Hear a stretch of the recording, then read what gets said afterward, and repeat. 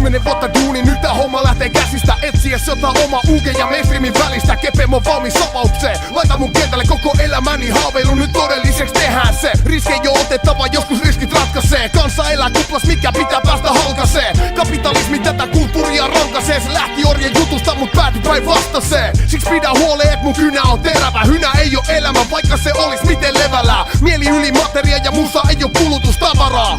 Mut kukin kulkee omalla tavallaan. Vaati paljon munaa mennä täysi oma reitti. En käytä autotunetta, laita videoille meikkiin. Räpit on straightia ja rehellist. Mulle ei oo nykymusakaa mitä tekemistä. 13 kertaa kovempi kuin kukaan. Kovempi kuin kukaan. Kovempi kuin kukaan. 13 kertaa kovempi kuin kukaan. Kovempi kuin kukaan. Kovempi kuin kukaan. 13 kertaa kovempi kuin kukaan. Kovempi kuin kukaan. Kovempi kuin kukaan. 13 kertaa kovempi kuin kukaan. Mä lupaan, kovempi kuin kukaan. Hip-hop. Alkopuistoista ja mankoista, gettofantasioista ja tarinoista rankoista. DJistä ja beatistä, MCistä ja riimistä, freestyle ringeistä, missä on fiilis. Mut nykyään joka räppäri is keeping it gangsta. Vaikka toinenhan wicked it wanksta. Ei riitä, et oot nähnyt ne nuput ja kuullut ne jutut. Pidä pääs kiinni jäbä, jos et tiedä mistä puhut.